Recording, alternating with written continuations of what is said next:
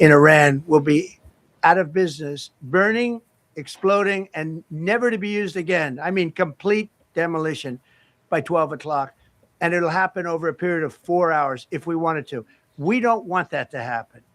We may even get involved with helping them rebuild their nation.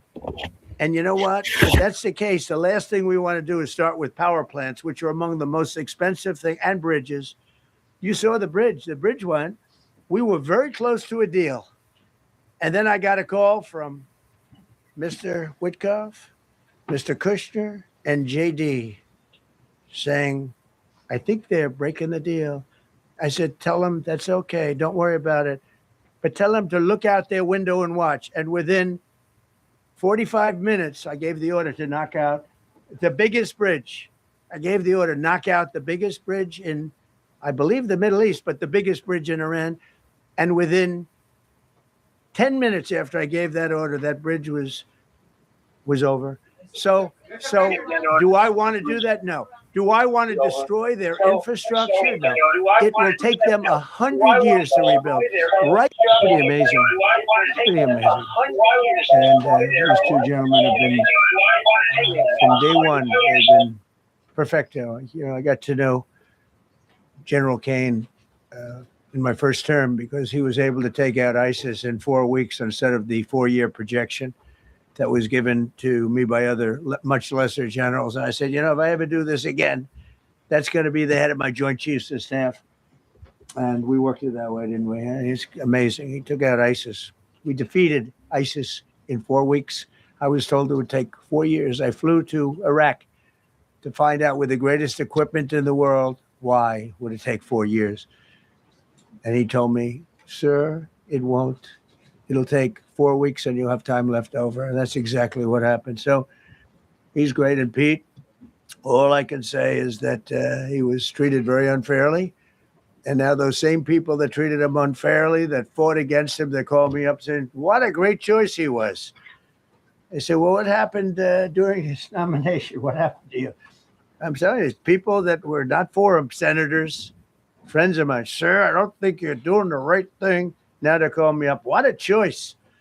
These two guys are fantastic. And John Ratcliffe was incredible. It was actually their genius that called us from, he was 40 miles away. And he said, you know, we're seeing something moving up in the mountain. This is at night. And they kept the camera on him for 45 minutes. He wasn't moving. And they said, you know, probably wrong, but we're seeing something moving. This is a vast mountain. Vast, thick, with bushes, trees. He said, we see something moving 40 miles away. It was the head of a human being. I'm telling you, it's moving. And then all of a sudden, 45 minutes later, he moved a lot. Stood up, and they said, we have him. And that was really the beginning of something incredible. We had an idea where he was, but not specifically. That's a big mountain.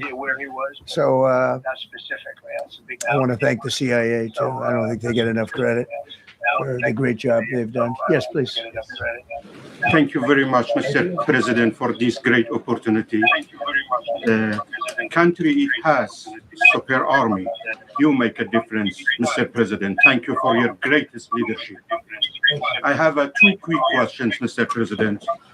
What was your reaction when you learned that Kurdistan region had resumed exporting oil to the international market with your support as United States of America?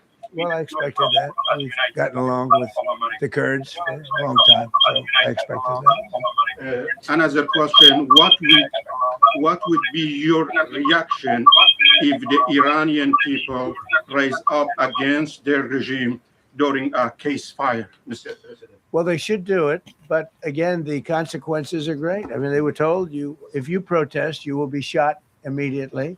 You saw what happened to the young wrestler. He was a great champion, by the way. He was a great wrestler, one of the top in the world. And he and his two friends were hung. And all they did was say a little bit about liberty. They wanted liberty, and they were violently executed. But the number is up to probably 45,000 people were killed. So You know, when somebody stays in a house, when they know if they walk out of the house to protest, they'll be immediately shot and killed. And they issued that, you know, that was publicly issued. It's not a secret. That's why so many people say, oh, well, why are you doing this way? We can't let Iran have a nuclear weapon. You know, we got regime change. We do. We're dealing with a much different regime than before. We're dealing with different people. They're smarter. I think they're sharper and far less radical. We have regime change, but we didn't do this for regime change. We did it for the fact, and my view was very simple. I saw somebody said, oh, he doesn't have a plan. I have the best plan of all, but I'm not going to tell you what my plan is. You know, they want me to say, here's my plan. We're going to attack at 9:47 in the morning, and then we're going to do this, and then we're going to, and if you don't do that, they say, I have a plan. These people know what the plan is. Everybody here knows what the plan is, but it's very unfair to say we don't, because I don't mind being insulted. I've been insulted for many years by the fake news, but you can't. It's so bad for the people, people. They have a plan. Every single thing has been thought out by all of us. But I can't plan to the media. So, you know, but we're just thrilled by the success of Operation. Yes, please. Thank you, Mr. President.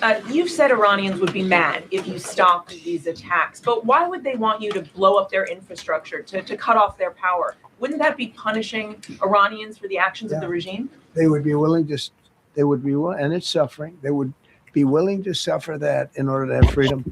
The Iranians have, and we've had numerous intercepts. Please keep bombing. Bombs that are dropping near their homes.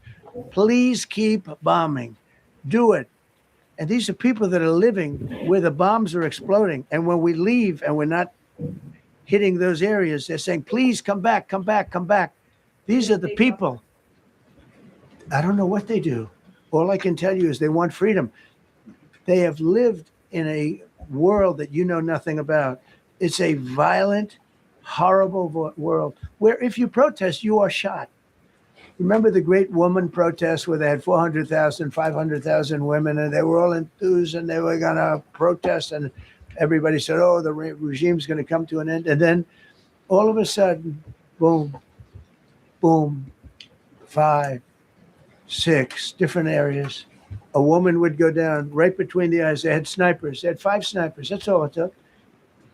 And those 400,000 or 500,000 women said, oh my God, what's that? Oh, look over there. What's that?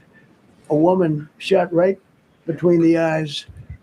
And after 5 or 6 of them go down, then you start hearing the purr. Oh my God. That.